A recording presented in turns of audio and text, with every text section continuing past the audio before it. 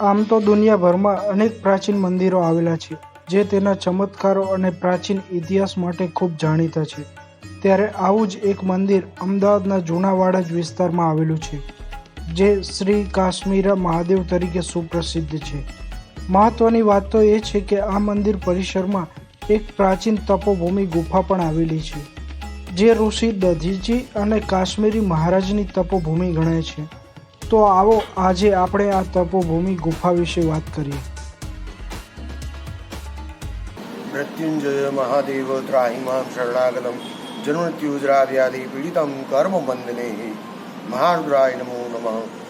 આ જગ્યા પર જે જગ્યાએ આપણે ઊભા છે તે કાશ્મીર દેશના સંત થઈ ગયા, જે કાશ્મીરા મહાદેવના સાનિધ્યમાં આપણે અહીંયા ઊભા છીએ।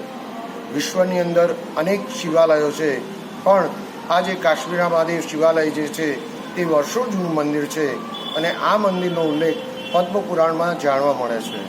અને કાશ્મીરા મહાદેવના સાનિધ્યમાં અહીંયા એક પ્રાચીન ગુફા પણ છે અને આ મંદિર પણ ખૂબ જ પ્રાચીન મંદિર છે। અને જે ગુફાની અંદર કાશ્મીર દેશથી આવેલા કાશ્મીરા મહારાજે અહીંયા અનેક વર્ષો તપ કર્યું।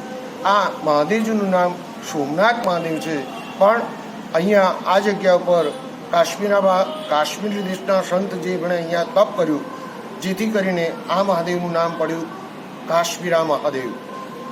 આ ગુફાની અંદર એક પાણીનો કૂવો પણ છે અને ગુફાની અંદર ધૂણો પણ છે, જ્યાં નિત્ય જે આવેલા મહારાજ શ્રી પૂજા પણ કરતા અને એક ગોખલો છે, એ ગોખલાની અંદરથી હાથ નાખતા અને એક જ વખત ભોજન લેતા હતા।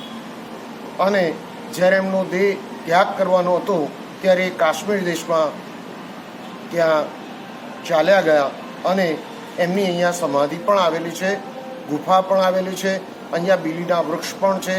અનેક ભૂદેવો આવીને અહીંયા તપ કરે છે, જપ કરે છે અને પૂજા પણ કરતા હોય છે।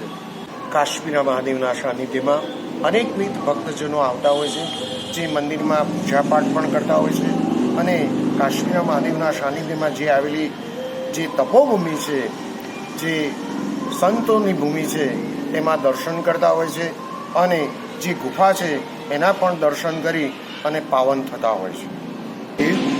કાશ્મીરા મહાદેવના સાનિધ્યમાં શ્રાવણ માસમાં અનેક ભૂદેવો આવતા હોય છે, લઘુરુદ્ર કરતા હોય છે, શિવ પૂજા થતી હોય છે, ભગવાનને બિલીપત્ર ચડતા હોય છે અને આ મંદિરની અંદર અનેક ભૂદેવો આવે છે અને ગ્રહ નક્ષત્રોની પૂજા પણ થતી હોય છે અને તે પૂજાથી પાવન થતા હોય છે। મહાશિવરાત્રિના દિવસે 4 પહોરની પૂજા થતી હોય છે। અનેક ભક્તો આવીને શિવરાત્રિના દર્શન કરતા હોય છે, મહાદેવના દર્શન કરતા હોય છે અને 4 પહોરની પૂજા કરતા હોય છે। અને આ મંદિરની અંદર શિવ ભક્તિ અનન્ય ભક્ત લોકો કરીને પાવન થતા હોય છે। આપ પણ આવો, મહાદેવના દર્શન કરો અને પાવન થાઓ।